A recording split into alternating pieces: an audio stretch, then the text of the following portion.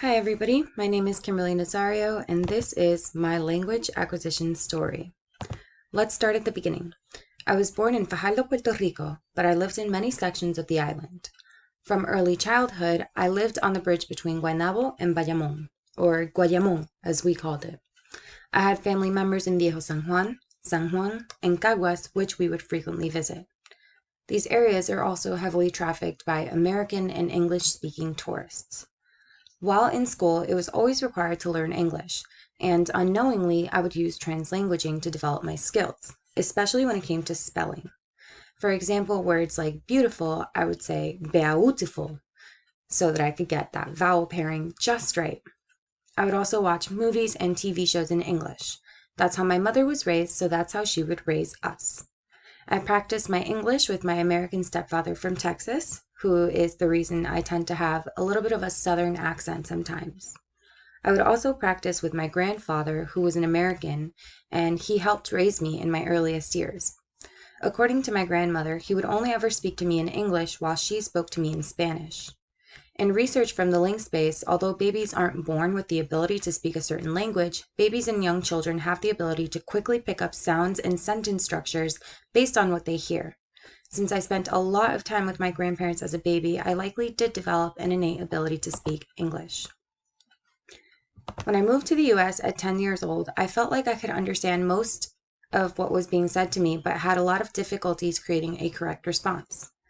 My school didn't have an ESL program, so that led to me being unable to communicate appropriately.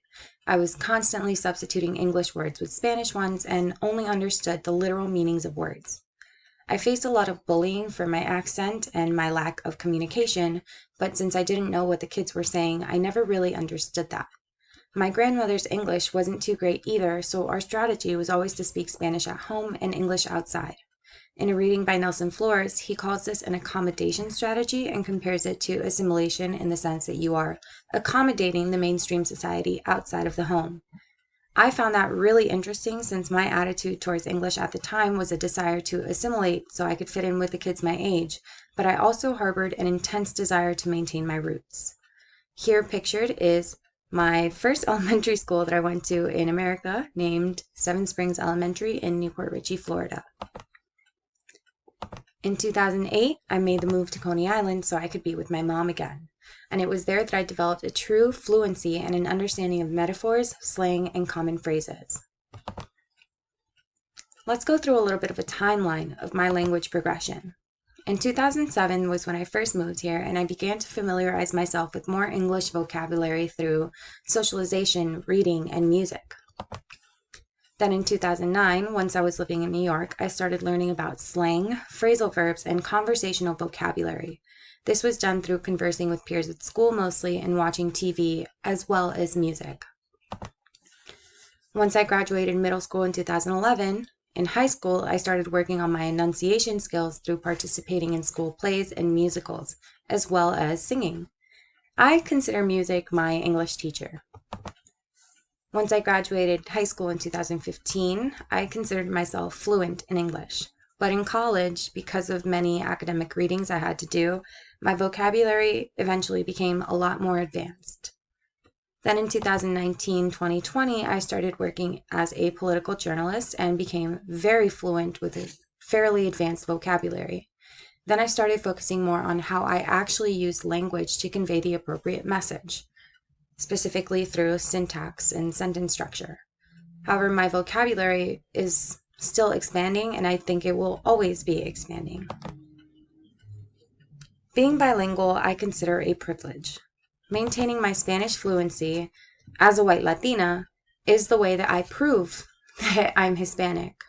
To outsiders, I'm just another white girl, and I can't blame them because I did a lot to distance myself from the community in my teenage years. However, once I open my mouth and speak Spanish, I'm immediately welcomed back into the community. My fluency and my accent lets people know that I am one of them. This gives me certain privileges, especially in regards to communicating to those who may be unable to speak English. Without my bilingual abilities, I would have never become a teacher. It was my language development story that made students want to learn from me. My story has helped my students see that fluency is possible, even if through a lot of hard work and dedication. My Spanish roots also help me understand why some students make certain mistakes and how to help them. It also helps me communicate with students that are still struggling. In a reading by Robert Ray Agudo named Everyone Has an Accent, he says, "Too often at the hospital or the bank, in the office or at a restaurant, even in the classroom, we embrace the idea that there is a right way for our words to sound and that the perfect accent is one that is not just inaudible but also invisible. If you look at the question from a sociolinguistic point of view, having no accent is plainly impossible. An accent is simply a way of speaking shaped by a combination of geography, social class, education, ethnicity, and first language. I have one, you have one, everybody has one. There is no such thing as perfect, neutral, or unaccented English, or Spanish for that matter, or any other language. To say that someone does not have an accent is as believable as saying that someone does not have any facial features." And I agree. My students always say to me, "Miss, please help me get rid of my accent," because they were all adults. And I get it. I was once in the same boat, and I found a lot of success, obviously, but although I got rid of my Spanish accent, I still have many others that are still lingering. I always said to them, even if you reach perfection in your pronunciation, there will always be some type of accent. For students who just wanted to understand the natives they met, I always explained that people in different regional areas will sound very different from each other because of the varying American accents. I would teach my newly immigrated students about the Southern accent, regional slang, and show them videos and films that depicted the various accents you can find. I would also review the various ways words could and would be pronounced so they'd avoid confusion despite whatever accent they came across. Let's talk about my own accents. And this is a picture of me in kindergarten in Puerto Rico. First, my Brooklyn accent. So I lived in Albany, New York for 5 years, and then I noticed I had a bit of a Brooklyn accent pop up. Considering I've spent over a decade living in Brooklyn, it's not surprising that I would adopt the regional accent. And like I've said a couple times already, I do tend to have a little bit of a Southern accent because I learned English from Southerners.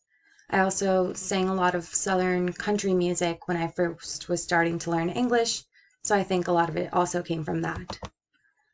Lastly, not only do I sometimes have a Spanish accent when I speak English, but my Puerto Rican accent itself has also changed. In Spanish, I tend to manipulate my accent to sound more neutral when speaking professionally. Otherwise, I let whatever is left of my Puerto Rican accent run free so I can maintain some of my roots. As an adult, I've become extremely aware of my language use. Growing up, I was so focused on understanding the language itself that I never thought about the words I actually used. It wasn't until I started working as a political journalist that I began to see the impact vocabulary choice has when trying to portray your message. Now this is something I constantly struggle with.